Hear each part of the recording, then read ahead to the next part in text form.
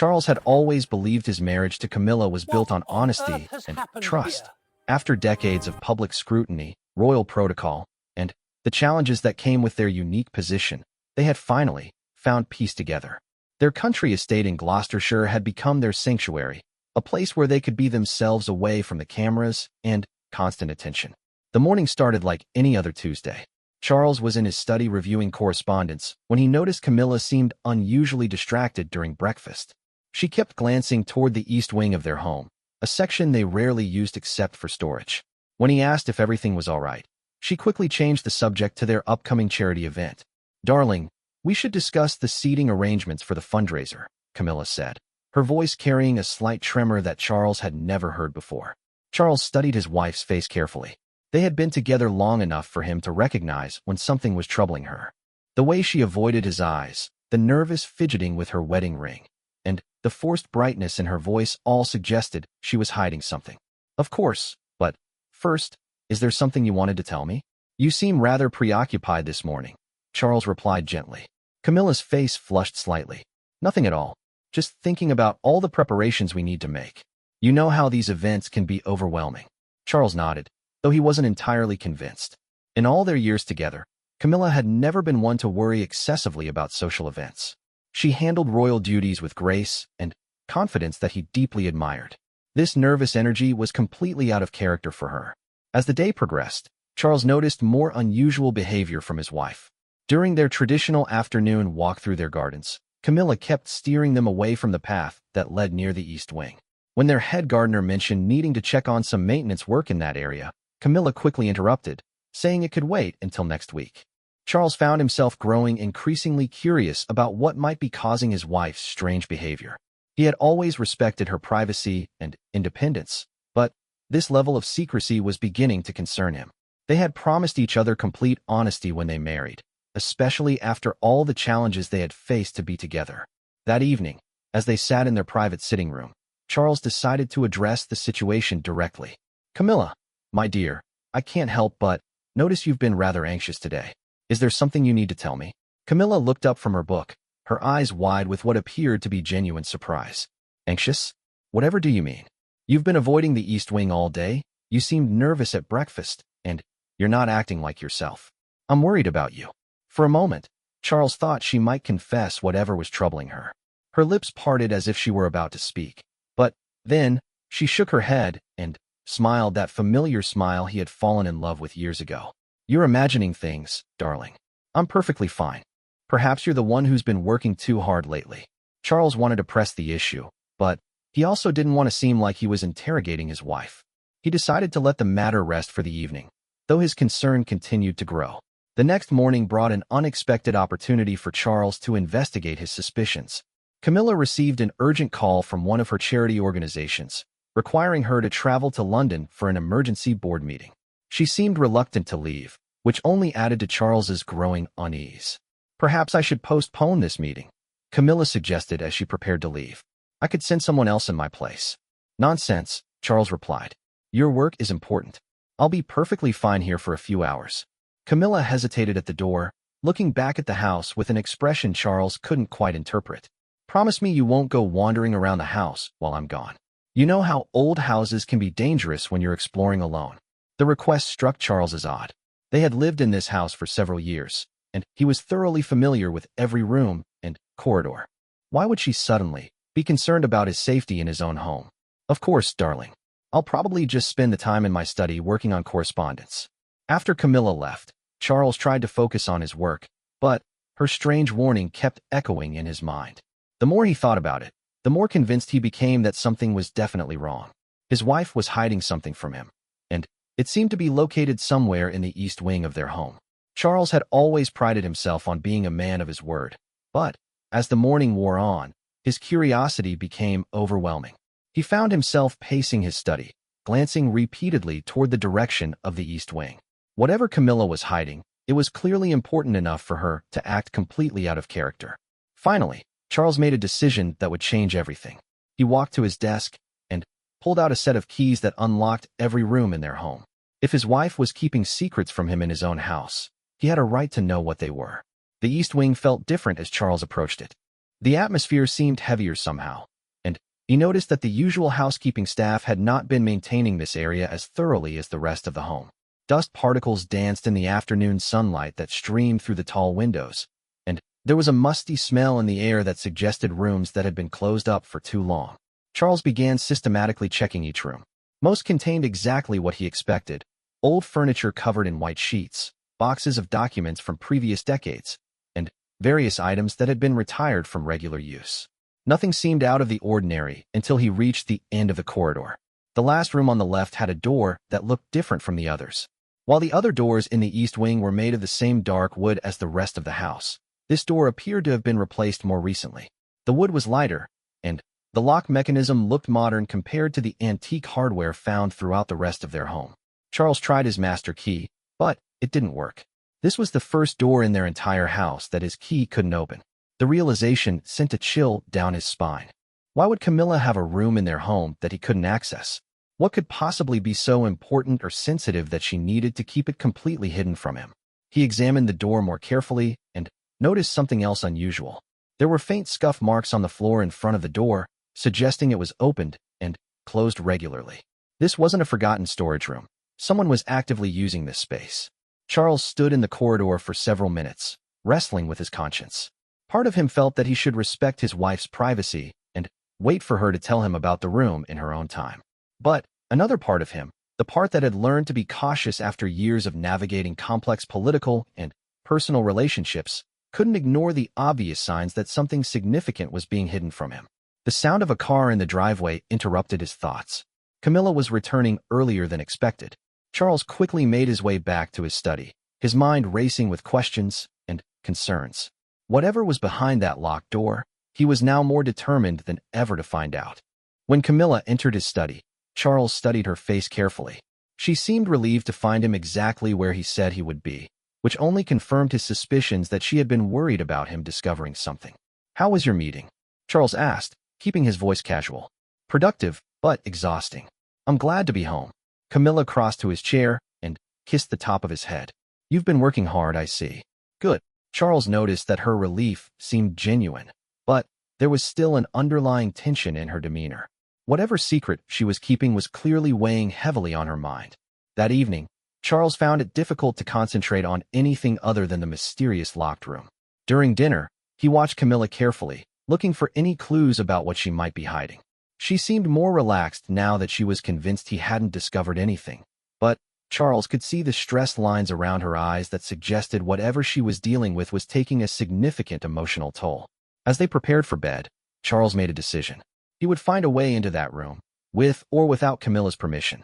After all their years together, after all the promises they had made to each other about honesty and trust, he deserved to know what was so important that his wife felt she couldn't share it with him. The opportunity came sooner than expected. The next morning, Camilla announced that she would be spending the day visiting a local school as part of her literacy program. She would be gone for most of the day, giving Charles plenty of time to investigate. "I'll probably be quite late," Camilla said as she gathered her things. "The children are presenting their poetry projects, and you know how I love hearing their work." Charles nodded and kissed her goodbye, all the while planning his next move. As soon as her car disappeared down the long driveway, he contacted their estate manager. "James, I need you to help me with something, and I need your absolute discretion," Charles said when the man arrived at his study. "Of course, sir. Whatever you need. There's a door in the east wing that my key doesn't open. I need you to help me get it open without damaging anything." James looked surprised but nodded professionally. "I'll get my tools, sir."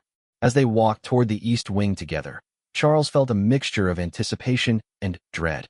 Part of him hoped that whatever they found behind the door would be completely innocent, something that would make him feel foolish for doubting his wife. But a growing part of him suspected that what they were about to discover would change everything. James worked on the lock for nearly 30 minutes, using various tools and techniques. Finally, there was a soft click, and the door swung open. Charles stepped into the room and immediately felt his world shift beneath his feet.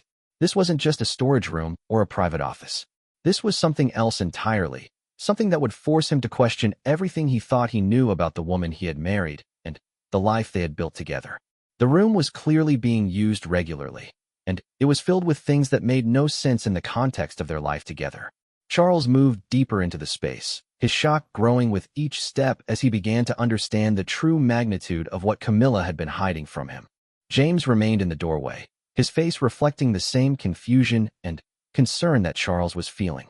Whatever they had discovered, it was clear that this secret had the potential to shatter the trust and understanding that had been the foundation of Charles and Camilla's marriage. As Charles began to examine the contents of the room more carefully, he realized that this discovery was just the beginning.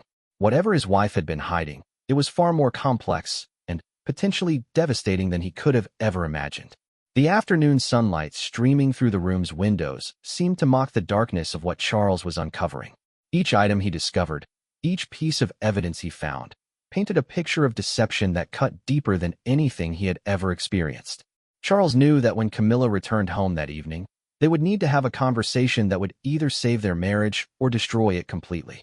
The secret room had revealed truths that could never be hidden again, and Charles was no longer sure if the love and trust they had built together would be strong enough to survive what he had learned. Charles stood frozen in the doorway, his eyes slowly adjusting to what lay before him. The room was nothing like the rest of their home, where their house was decorated with warm, traditional furnishings and family photographs. This space felt clinical and secretive. The walls were lined with filing cabinets, and a large desk dominated the center of the room. Multiple computer monitors sat dark and silent, suggesting this was some kind of office space that Camilla had been using without his knowledge. James cleared his throat softly behind him. "Sir, should I wait outside while you investigate?" Charles nodded absently, still trying to process what he was seeing. "Yes, please. And, James, not a word about this to anyone until I understand what we're dealing with." "Of course, sir." Alone in the room, Charles began to examine his surroundings more carefully. The first thing that struck him was how organized everything appeared. This wasn't a hastily hidden secret. It was a carefully maintained workspace that had clearly been in use for a considerable time. The dust that covered most of the east wing was notably absent from this room, and the air had the faint scent of recent occupation. Charles approached the desk cautiously. Its surface was mostly clear except for a single leather-bound notebook and what appeared to be a telephone with an unusually long cord. He opened the notebook and found page after page of Camilla's familiar handwriting. The entries appeared to be some kind of log or diary, but the content was unlike anything he would have expected from his wife. The first entry was dated nearly 2 years ago, just a few months after they had moved into this estate. Charles read the opening lines with growing confusion. Contact established successfully. The information gathered from today's event will be transmitted as requested. C remains unaware of the surveillance protocols. Charles felt his hands begin to tremble as he read further. Entry after entry detailed information about their private conversations, their personal schedules, and even intimate details about their relationship. But most disturbing was the repeated reference to someone or something called the network, and mentions of regular reports being filed about their activities. Charles sank into the chair behind the desk, struggling to comprehend what he was reading. The woman he had married, the woman he had trusted with his deepest secrets and fears, had apparently been documenting their private life and sharing that information with unknown parties. The implications were staggering and terrifying. He continued reading, hoping to find some explanation that would make sense of what appeared to be evidence of betrayal on an unimaginable scale. Instead, each page only deepened the mystery and his growing sense of horror. Camilla had been recording details about his health, his business dealings, his relationships with other family members, and even his personal opinions about political matters. Charles turned to one of the filing cabinets and found it unlocked. Inside were hundreds of documents, photographs, and what appeared to be surveillance reports. Many of the photographs were of him, taken during moments when he had believed he was alone or in private. There were pictures of him in his study, in their garden, and even some that appeared to have been taken from inside their bedroom. The realization that his wife had been systematically documenting and possibly filming their private life hit Charles like a physical blow. He had to grip the edge of the desk to steady himself as the full implications of what he was discovering began to sink in. Among the documents, Charles found contracts and agreements bearing Camilla's signature. The letterhead on these documents belonged to organizations he had never heard of, with names that sounded more like security firms or intelligence agencies than the charities and cultural organizations that Camilla claimed to be involved with. One document in particular caught his attention. It was an agreement outlining Camilla's responsibilities as what the document termed a domestic intelligence asset. The language was cold and clinical, describing her role in gathering information about the subject and reporting her findings to designated handlers. Charles read the document 3 times before the reality fully hit him. He was the subject. His wife had entered into a formal agreement to spy on him in their own home. The woman he had married for love had apparently been assigned to monitor and report on his every move. The document included financial information showing regular payments being made to an account in Camilla's name. The amounts were substantial, far more than she could have earned from any of her legitimate charitable work. Charles realized that his wife had essentially been receiving payment for betraying him and violating their marriage. As he continued searching through the files, Charles found evidence that the surveillance had been even more extensive than he had initially realized. There were transcripts of telephone conversations he had believed to be private, copies of emails from his personal accounts, and detailed reports about his meetings with friends and colleagues. The methodical nature of the operation was what disturbed Charles most. This wasn't a spontaneous act of betrayal or a momentary lapse in judgment. Camilla had been systematically documenting their life together with the precision of a professional spy. Every conversation, every intimate moment, every private thought he had shared with her had potentially been recorded and reported to unknown parties. Charles found a locked drawer in the desk and managed to force it open with a letter opener. Inside was a collection of recording devices, small cameras, and other surveillance equipment. The sophisticated nature of the technology suggested that whoever was behind this operation had substantial resources and expertise. Among the surveillance equipment, Charles discovered something that made his blood run cold. There was a small device that he recognized as identical to a pin that Camilla had given him for his birthday the previous year. The pin was currently sitting on his desk in his study, meaning that many of his most private moments had likely been recorded without his knowledge. Charles thought back over the past 2 years, trying to remember all the gifts Camilla had given him, all the small changes she had suggested to their home, all the new items that had appeared in their private spaces. How many of these had been designed to monitor him? How many of their most intimate moments had been captured and shared with strangers? The discovery of communication logs revealed that Camilla had been in regular contact with her handlers. The frequency of the communications was shocking. She had been reporting on Charles's activities almost daily. Phone calls, meetings, and even secure message exchanges had been happening right under his nose. Charles found records showing that Camilla's reports had been used to predict and influence his behavior on multiple occasions. There were instances where social events had been arranged, business opportunities had been presented, and even personal crises had been manufactured, all apparently designed to observe his reactions or guide his decisions in specific directions. The manipulation had been subtle but pervasive. Charles began to understand that many of the significant events of the past 2 years may not have been coincidences at all, but carefully orchestrated situations designed to test his responses or extract information from him. One file contained detailed psychological profiles that had been compiled based on Camilla's observations. These documents analyzed his personality, his weaknesses, his fears, and his decision-making patterns. Reading about himself described in such clinical and manipulative terms was deeply disturbing. Charles discovered that the operation had specific objectives related to his business interests and political connections. The documents revealed that information about his private views and future plans had been used to influence market decisions and political strategies that had affected millions of people. The scope of the betrayal was staggering. This wasn't just personal surveillance. It was industrial and political espionage being conducted through his marriage. Charles realized that his relationship with Camilla had been used as a weapon against him and everyone he cared about. As Charles continued to examine the evidence, he found indications that the surveillance operation was part of a larger network involving multiple targets. Camilla was apparently just one of many assets who had been placed in positions to monitor influential individuals. The implications for national security and personal privacy were terrifying. Charles discovered a calendar that showed Camilla's reporting schedule and upcoming assignments. According to the documents, she was supposed to attend a debriefing session the following week. The location was a nondescript office building in London, listed under a company name that Charles recognized as a front for intelligence operations. The evidence suggested that Camilla's handlers had been planning to expand the operation. There were documents outlining strategies for gaining access to additional areas of Charles's life and business activities. The surveillance was not just ongoing. it was intensifying.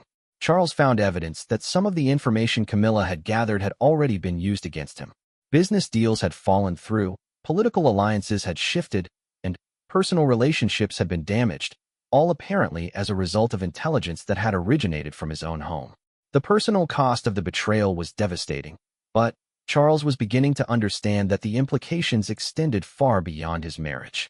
National security, economic stability, and the privacy rights of countless individuals had all been compromised by this operation.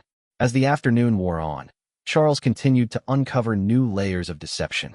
Every document he found, every piece of evidence he discovered, painted a picture of betrayal that was more extensive and sophisticated than anything he could have imagined. The woman he had married, the woman he had shared his deepest secrets with, the woman he had planned to spend the rest of his life with, had been living a complete lie. Their entire relationship had been built on deception, manipulation, and exploitation. Charles realized that he was facing a crisis that went far beyond marital problems. He was dealing with a situation that could have implications for national security, international relations, and the safety of everyone he cared about. The evidence he had discovered couldn't be ignored or handled privately. It would require the involvement of authorities who specialized in counterintelligence and national security. But first, he needed to confront Camilla and try to understand how the woman he had fallen in love with could have been capable of such systematic deception. The conversation they were about to have would determine not just the future of their marriage, but potentially the course of both their lives. As Charles prepared to leave the room, he took photographs of the most important documents with his phone. Whatever happened next, he needed to preserve the evidence of what he had discovered. The truth about Camilla's secret life would have to be revealed, regardless of the personal and professional consequences. Charles locked the room behind him and returned to his study to wait for his wife's return. The next few hours would be among the most difficult of his life, but he knew that there was no turning back from what he had learned. The foundation of trust that their marriage had been built on had been completely shattered, and Charles wasn't sure if anything could ever repair the damage that had been done.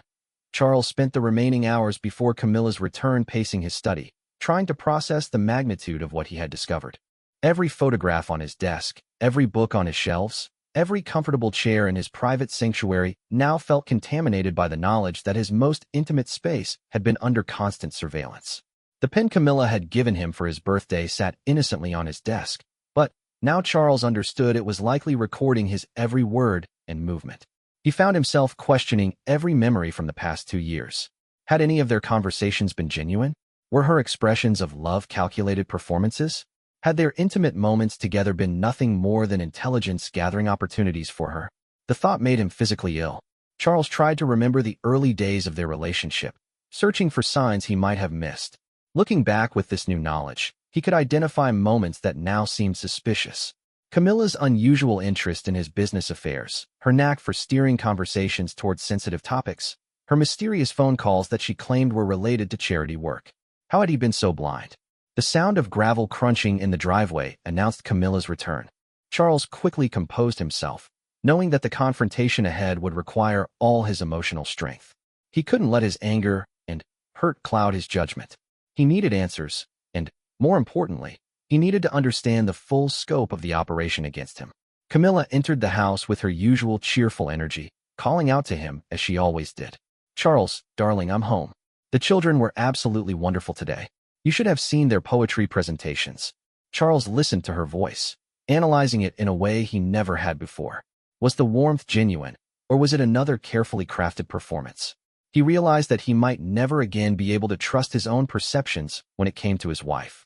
"I'm in my study," Charles called back, his voice sounding remarkably steady despite the turmoil he was feeling. Camilla appeared in the doorway moments later, still glowing from her day with the schoolchildren. She crossed to his desk to give him their customary greeting kiss, but Charles found himself pulling back slightly. The movement was subtle, but Camilla noticed immediately. "Is everything all right? You seem tense." Charles studied her face carefully. Either she was an exceptionally talented actress, or she genuinely had no idea that he had discovered her secret room. Her concern appeared completely authentic, which only made the situation more disturbing. "Actually, there is something we need to discuss," Charles said, keeping his voice calm and measured. "Something quite serious." Camilla's expression shifted slightly, and Charles caught a flicker of something in her eyes. Fear? Calculation? It was gone so quickly that he couldn't be sure, but it convinced him that his wife was not as innocent as she was pretending to be. Of course, Camilla said, settling into the chair across from his desk. What's troubling you? Charles had rehearsed this moment in his mind dozens of times over the past few hours, but now that it was here, he found himself struggling with how to begin. How do you confront someone you love with evidence of such comprehensive betrayal? I discovered something today that has shaken me to my core, Charles began. Something that makes me question everything I thought I knew about our marriage and about you. Camilla's face remained perfectly composed, but Charles noticed that her hands had begun to fidget with her wedding ring, the same nervous gesture he had observed the day before. She was definitely hiding something. I don't understand, Camilla said. What could you have possibly discovered that would upset you so much? Charles reached into his desk drawer and pulled out a key, the same key that James had used to open the mysterious room. He placed it on the desk between them and watched as Camilla's face went completely pale. I found your room, Camilla. The one in the east wing that I'm apparently not supposed to know about. For a long moment, neither of them spoke.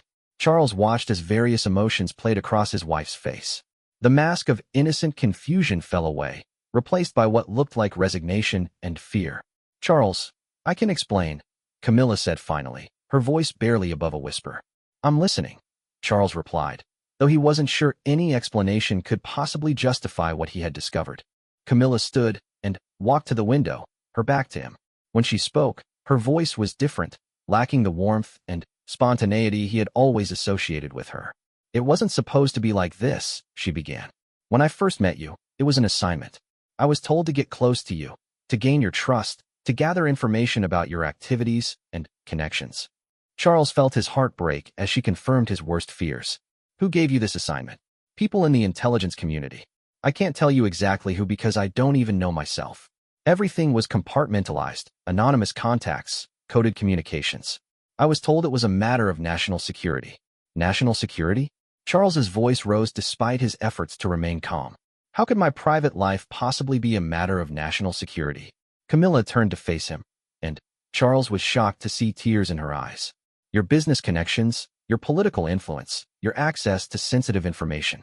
They said there were concerns about foreign intelligence services trying to target you. My job was to monitor for any signs of compromise. By compromising me yourself?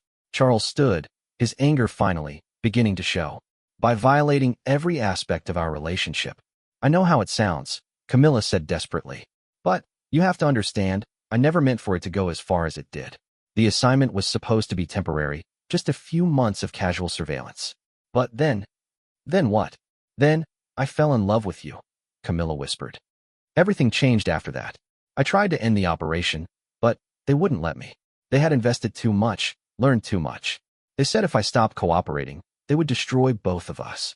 Charles stared at his wife, trying to determine if this was another layer of deception or if she was finally telling him the truth. The pain in her voice seemed genuine, but after discovering the extent of her lies, he wasn't sure he could trust his own judgment. The room, Camilla. I saw everything. The surveillance equipment, the reports, the payments. You've been documenting our entire life together. Camilla's composure finally cracked completely. She sank into a chair and buried her face in her hands. I never wanted to do it. Every report I filed felt like I was betraying you again. But they made it clear that if I didn't cooperate, they would find another way to get the information they wanted.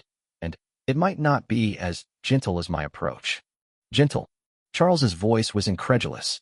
You call systematic spying on your husband gentle? Charles, please try to understand. I was trapped. If I had refused to continue, they would have exposed everything anyway.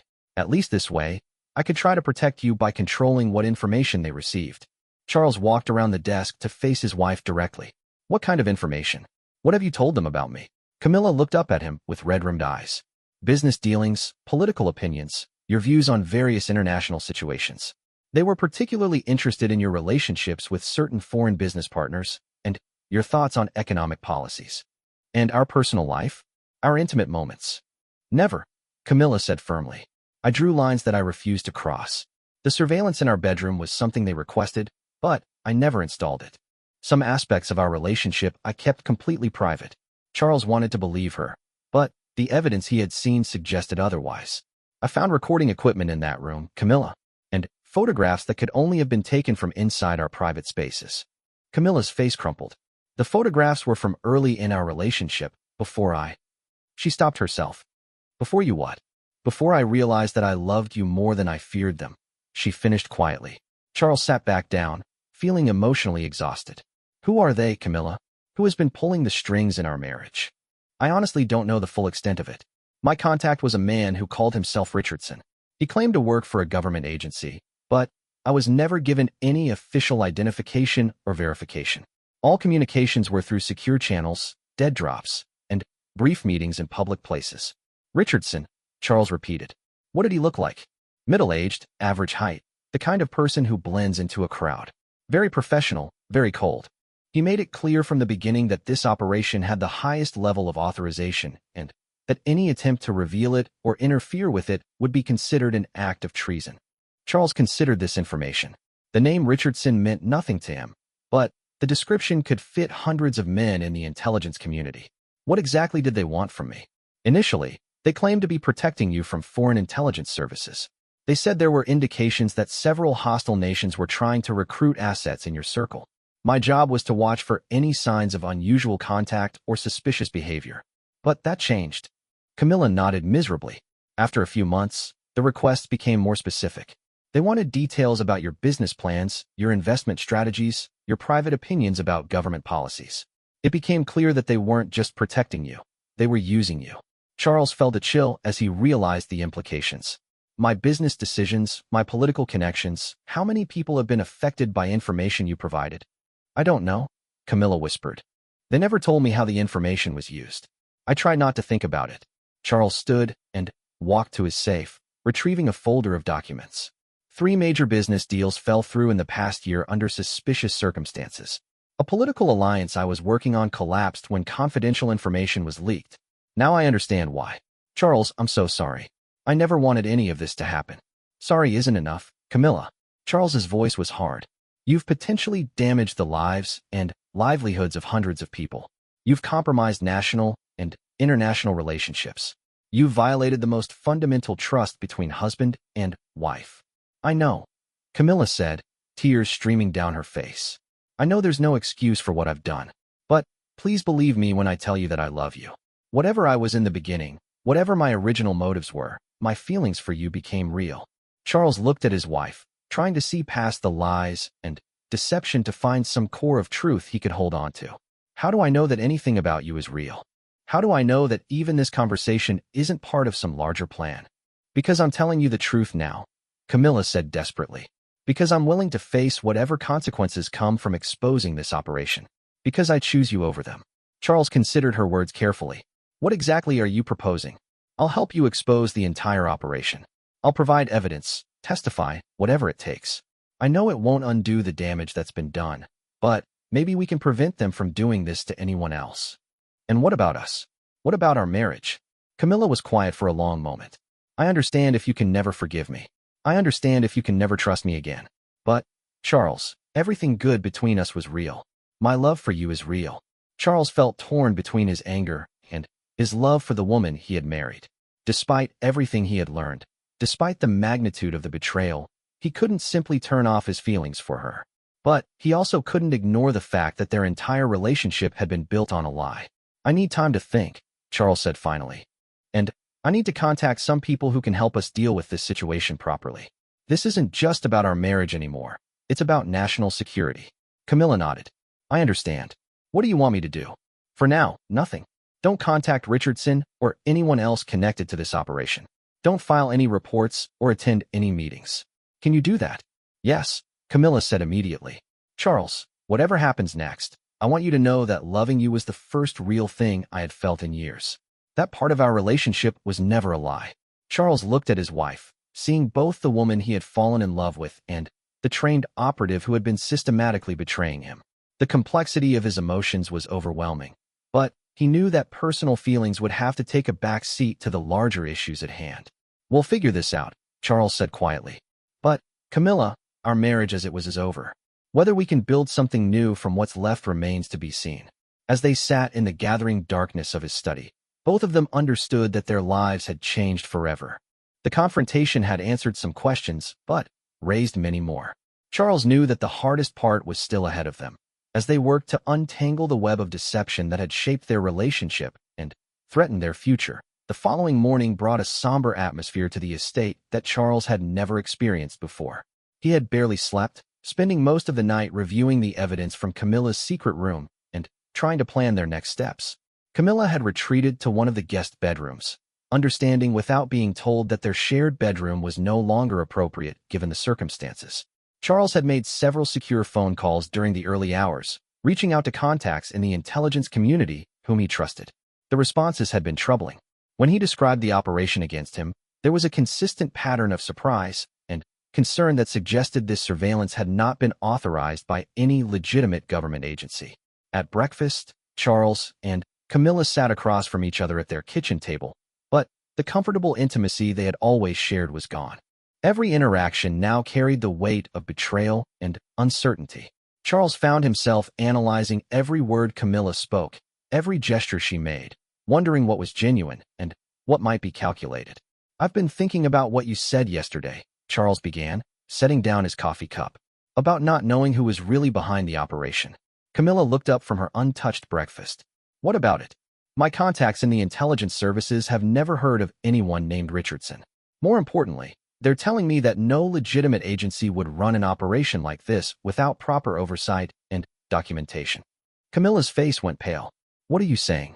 "I'm saying that whoever recruited you may not have been working for our government at all. This could be a foreign intelligence operation, or worse, it could be connected to organized crime or corporate espionage." The implications hit Camilla like a physical blow. "But Richardson showed me credentials. He had government access codes, secure communication channels, all of which can be fabricated by sophisticated criminal organizations or foreign intelligence services," Charles explained. "Camilla, you may have been as much a victim in this as I was." Charles watched as his wife processed this information. The possibility that she had been manipulated and used by hostile forces added another layer of complexity to an already impossible situation. "If that's true," Camilla said slowly, "then we're both in danger now. If I stop cooperating, if they realize you've discovered the operation." Charles nodded grimly. "That's why we need to handle this very carefully. I've arranged for some people to come here today. People who specialize in counterintelligence and can help us determine exactly what we're dealing with." "Government people?" "Trusted government people," Charles clarified. "But, Camilla, you need to understand that once we bring in official assistance, there will be no going back. This will become a formal investigation, and there may be legal consequences for both of us." Camilla stood and walked to the window, looking out at the gardens they had planned together. "What kind of legal consequences? For you? Possibly charges related to espionage, depending on what information was passed, and to whom. For me? Questions about whether I should have detected the operation sooner, whether my business activities were compromised in ways that affected national security. And for us." Charles was quiet for a moment. "I don't know if there can be an us anymore, Camilla. Even if you were manipulated, even if your feelings for me became genuine, the foundation of our relationship was built on deception. I don't know if trust can ever be rebuilt from that." Camilla turned back to him, tears in her eyes. "Charles, I know I have no right to ask this, but please don't give up on us entirely. Not yet." Before Charles could respond, the sound of vehicles approaching interrupted their conversation. Through the window, they could see two unmarked cars pulling into their driveway. "They're here," Charles said, standing. "Camilla, from this point forward, tell them everything. Hold nothing back. It's the only way we're going to get through this." The team that entered their home was led by a woman named Sarah Mitchell, who introduced herself as a senior analyst with the Domestic Counterintelligence Division. She was accompanied by two technical specialists and a legal advisor. Their professional demeanor made it clear that this was now an official investigation. "Mr. Charles, Mrs. Camilla," Mitchell began as they gathered in the sitting room, "we understand you've discovered evidence of an unauthorized surveillance operation. We need to examine all the evidence and get a complete picture of what's been happening here." Charles handed over the key to the secret room. "Everything we found is in there. I've photographed the most important documents, but I tried not to disturb the scene too much." "That was smart," Mitchell acknowledged. "We'll need to process the entire room for evidence. In the meantime, I need to interview each of you separately to get your full accounts of what happened." The interviews took most of the day. Charles found himself reliving every moment of the past 2 years, trying to identify signs he should have noticed, decisions that might have been influenced by the intelligence operation. The technical team worked methodically through Camilla's secret room, cataloging evidence and analyzing the surveillance equipment. When Mitchell interviewed Camilla, she was thorough and relentless. Every detail of Camilla's recruitment, training, and activities was examined and cross-referenced. Camilla held nothing back, providing names, dates, locations, and methods of communication. The man calling himself Richardson, Mitchell said during a break in the interviews, matches the description of someone we've been tracking in connection with several other similar operations. We believe he's working for a foreign intelligence service, possibly Russian or Chinese. Charles felt a chill. How many other operations? At least 6 that we know of, all targeting influential business leaders and political figures. In each case, the surveillance was conducted through intimate personal relationships, usually marriages or long-term partnerships. So Camilla wasn't the only one, Charles said, feeling a strange mix of relief and horror. No, and in several of the other cases, the assets initially believed they were working for legitimate government agencies. The recruitment process is very sophisticated, designed to make the targets feel like patriots helping their country. This information changed Charles's perspective on Camilla's situation somewhat. If she had genuinely believed she was serving her country, her actions, while still inexcusable, became more understandable. As the day progressed, the technical team made several disturbing discoveries. The surveillance equipment in the room was more advanced than anything Charles had initially realized. Hidden cameras had been placed throughout their home, not just in common areas but in their bedroom, bathroom, and even in Charles's private study. The level of intrusion is extraordinary, one of the technicians reported. Every moment of your private life has been documented and transmitted. This goes far beyond intelligence gathering. This is comprehensive personal violation. Charles felt violated in ways he hadn't even imagined. The thought that strangers had been watching their most intimate moments, that his private conversations with friends and family had been recorded and analyzed, made him feel sick. The team also discovered that the operation had been preparing to expand. Plans found in the files indicated intentions to recruit additional assets within Charles and Camilla's social circle. Friends, business associates, and even family members had been targeted for potential recruitment or surveillance. They were building a comprehensive intelligence network around you, Mitchell explained. Your wife was just the central node. The ultimate goal appears to have been complete control over your business and political activities. As evening approached, Mitchell called Charles and Camilla together for a briefing on what the investigation had revealed. The good news, she began, is that we now have enough evidence to shut down this operation and possibly identify the foreign agents behind it. The bad news is that the damage has already been significant. What kind of damage? Charles asked. Your private business information has been used to manipulate markets, influence political decisions, and compromise national security interests. The information gathered here has been transmitted to hostile foreign governments and used against American interests abroad. Charles felt the full weight of responsibility settling on his shoulders. How many people have been affected? We're still analyzing that, but it's likely in the thousands. Business deals influenced by leaked information, political alliances damaged by compromised communications, individuals who may have been targeted for recruitment based on intelligence gathered here. Camilla, who had been silent throughout most of the briefing, finally spoke. What happens to me now? Mitchell looked at her gravely. That depends on several factors. Your cooperation with this investigation will be taken into account, as will the evidence that you were initially deceived about the true nature of the operation.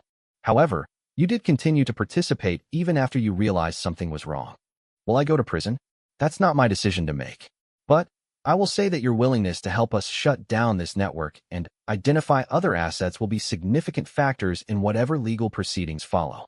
Charles looked at his wife, seeing not the confident woman he had married, but someone who appeared broken and frightened.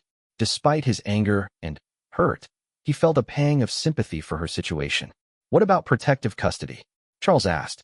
If foreign agents were running this operation, aren't we both in danger now that it's been exposed? We've already arranged for security teams to be stationed around your property, Mitchell replied.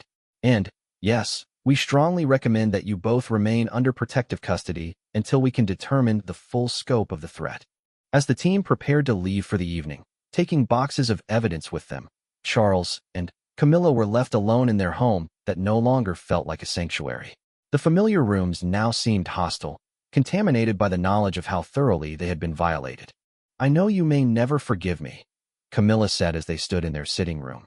But I want you to know that I'm grateful for your decision to help me through this. Charles looked at her, still struggling with his conflicting emotions. I'm not doing this for you, Camilla. I'm doing it because it's the right thing to do. Because other people need to be protected from what happened to us. I understand, she said quietly. But, Charles, when this is all over, when the legal issues are resolved and the investigation is complete, would you be willing to try to rebuild something between us? Not what we had before, but something new and honest. Charles considered her question. I don't know, he answered truthfully. I don't know if that's possible after everything that's happened. But I do know that right now, we need to focus on getting through this investigation and helping to prevent this from happening to anyone else. As they went their separate ways for the night, both understood that their future was now completely uncertain. The investigation would continue for months, possibly years. Legal proceedings would follow. Their private life would be examined and analyzed by lawyers, judges, and government officials. But, perhaps most challenging of all, they would have to find a way to live with the knowledge of what their marriage had really been and whether anything genuine could be salvaged from the wreckage of deception and betrayal. The road ahead would test not only their relationship, but their individual character and resilience in ways neither of them could have imagined. 6 months later, Charles stood in the courthouse corridor, waiting for the final hearing in what had become one of the most complex counterintelligence cases in recent history. The investigation had expanded far beyond his and Camilla's situation, uncovering a vast network of foreign operatives who had been systematically targeting influential Americans through intimate relationships and personal connections. The months had been grueling for both of them. Charles had been forced to testify before Congress about how the intelligence operation had affected his business decisions and political activities. Every aspect of his private life had been examined, analyzed, and documented by government investigators. The violation of privacy he had experienced in his own home had been nothing compared to the scrutiny that followed. Camilla had cooperated fully with the investigation, providing detailed information about her recruitment, training, and activities. Her testimony had been crucial in identifying other foreign assets and shutting down similar operations targeting American citizens. However, her cooperation had come at a personal cost that went far beyond the legal consequences she faced. The man calling himself Richardson had indeed been a foreign intelligence officer, part of a sophisticated operation run by a hostile foreign government. When the network was exposed, Richardson and several other operatives had disappeared, presumably fleeing the country. Camilla's willingness to testify against them had placed her life in danger, requiring ongoing protection from federal marshals. During the investigation, Charles had learned details about Camilla's background that she had never shared with him. Her recruitment hadn't been random. She had been specifically selected and groomed for the operation targeting him. Her entire life history, from her education to her previous relationships, had been carefully crafted to make her an attractive and suitable partner for him. The revelation that even her basic biographical information contained lies had been another devastating blow to Charles's ability to trust anything about their relationship. How could he build a future with someone when he didn't even know who she really was? Yet despite everything, Charles found himself struggling with feelings that refused to die. In the months since the discovery, he had seen Camilla demonstrate courage, honesty, and genuine remorse that seemed inconsistent with the calculating operative she had been trained to be. Her willingness to risk her life to help shut down the network suggested that her feelings for him had indeed become real. The legal proceedings had been complex. Camilla had been charged with espionage and conspiracy, but her cooperation with the investigation had resulted in a plea agreement. She would serve 2 years in federal prison, followed by 5 years of supervised probation. Given the severity of the charges, it was considered a lenient sentence, but it still meant that their lives would be separated for a significant period. Charles had testified at her sentencing hearing, speaking about the personal devastation the betrayal had caused but also acknowledging her cooperation and the courage she had shown in helping to expose the broader network. It had been one of the most difficult things he had ever done, trying to balance his sense of justice with his residual feelings for the woman he had married. The investigation had also revealed the full extent of the damage caused by the intelligence operation. Charles's business decisions, influenced by information gathered through surveillance, had affected thousands of employees and investors. Several major business deals had been manipulated by foreign interests using intelligence gathered from his home. The economic impact was estimated in the hundreds of millions of dollars. The political ramifications had been equally serious. Information about Charles's private political views and connections had been used to influence international negotiations and policy decisions. Several diplomatic initiatives had been compromised, and relationships between allied nations had been damaged by intelligence that had originated from Camilla's reports. Charles had been forced to reevaluate every business relationship and political connection he had developed over the past several years. Trust, which had once come naturally to him, had become a luxury he could no longer afford. Every new person in his life was now subjected to background checks and security screening. The personal cost had been equally devastating. Friends and family members who had been targeted for potential recruitment felt violated and betrayed by their association with Charles. Several long-standing relationships had been damaged beyond repair. Charles found himself isolated in ways he had never experienced before. The media attention had been relentless. Every detail of Charles and Camilla's relationship had been analyzed and reported. Their private moments, now revealed through the surveillance operation, had become public entertainment. Charles had been forced to retreat from public life, hiring security teams and limiting his interactions to those that were absolutely necessary. Despite the overwhelming challenges, the investigation had also revealed something unexpected. In the final months of the operation, before Charles discovered the secret room, Camilla had begun providing false or misleading information to her handlers. Analysis of her reports showed that she had been protecting Charles by limiting the accuracy and completeness of her intelligence gathering. This discovery had provided some comfort to Charles, suggesting that Camilla's feelings for him had indeed influenced her actions. She had been trying, in her limited way, to minimize the damage while still maintaining her cover. It didn't excuse the betrayal, but it offered some evidence that her love for him had been genuine. As Charles waited for the final hearing to begin, he reflected on the impossible decision he was facing. Camilla would soon begin serving her prison sentence, and he had to decide whether to wait for her release or to move forward with divorce proceedings. Either choice would define the rest of his life. The hearing was brief. The judge acknowledged Camilla's cooperation and the value of her testimony in shutting down the foreign intelligence network. Her sentence was confirmed, and she would report to federal prison the following week. As she was led from the courtroom, Camilla looked back at Charles with an expression of hope and desperation that tore at his heart. Outside the courthouse, Charles was approached by Sarah Mitchell, the counterintelligence officer who had led the investigation. "The operation is officially closed," she reported. "We've identified and neutralized the network that targeted you. The intelligence gathered has been used to improve our counterintelligence capabilities and protect other potential targets." "What about ongoing threats?" Charles asked. "There's always some risk when you've been involved in exposing foreign intelligence operations, but we believe the immediate danger has passed. The security measures around you can be reduced, though we recommend maintaining basic protective protocols."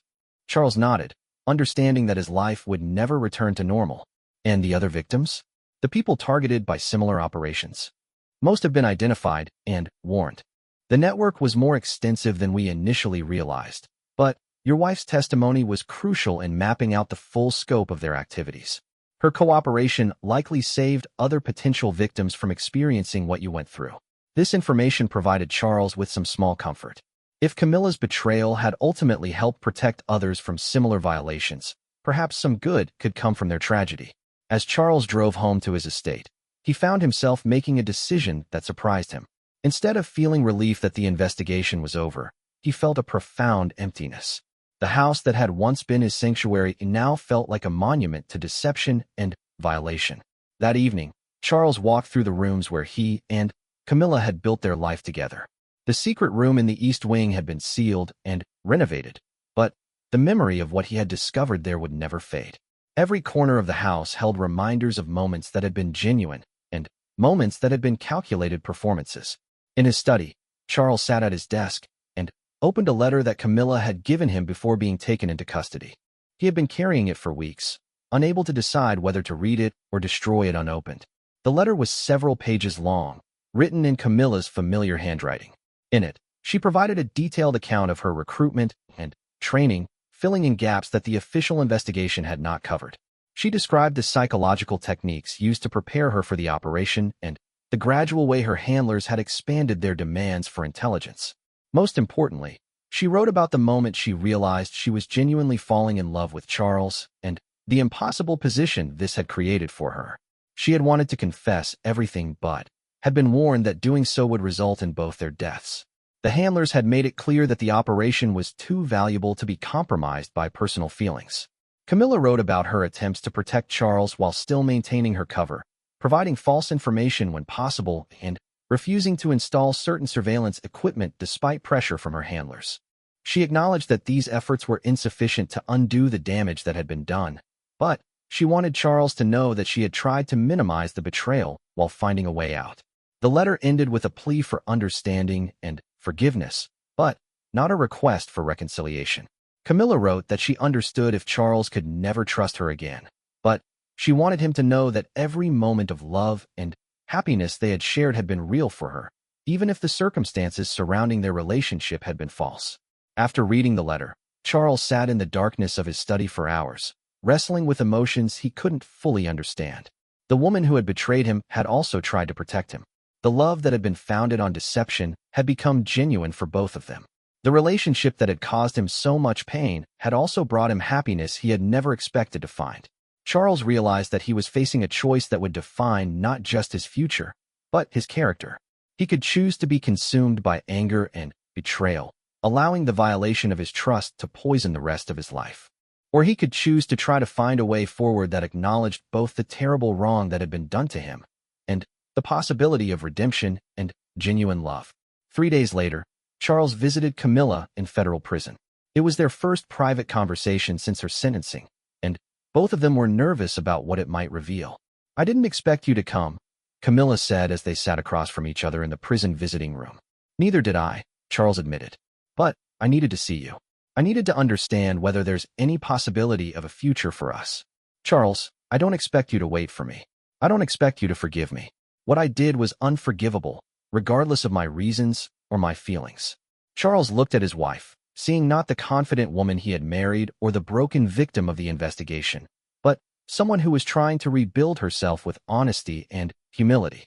"The investigation is over," Charles said. "The network has been shut down. The people responsible have been identified and dealt with. Now we have to decide what happens next." "What do you want to happen next?" Charles was quiet for a long moment. "I want to try to rebuild something real from what's left. Not the relationship we had before, because that was built on lies. Something new, built on complete honesty and transparency." Camilla's eyes filled with tears. "Are you saying you're willing to wait for me?" "I'm saying I'm willing to try. It won't be easy. Trust will have to be earned slowly, if it can be earned at all. And there will always be scars from what happened. But yes, I'm willing to try." The road ahead would be long and difficult. Charles would spend the next 2 years visiting Camilla in prison, working through their issues with counselors, and gradually rebuilding their relationship on a foundation of honesty. It would require Charles to forgive what seemed unforgivable and for Camilla to prove that her redemption was genuine. But sometimes, love is strong enough to survive even the most devastating betrayals. Sometimes, trust can be rebuilt from complete destruction. And sometimes, the most profound relationships are those that have been tested by the worst possible circumstances and emerged stronger. Charles and Camilla's story was far from over. The next chapter would be written in prison visiting rooms, in counseling sessions, in long letters exchanged across the distance between them. It would be a story of redemption, forgiveness, and the possibility that even the most damaged relationships could be healed with enough love, patience, and commitment to truth. Whether they would succeed in rebuilding their marriage remained to be seen. But Charles had learned that some things were worth fighting for, even when the odds seemed impossible. Love, trust, and redemption were among those things, and he was willing to spend whatever time was necessary to discover whether they could build something real and lasting from the ashes of deception and betrayal.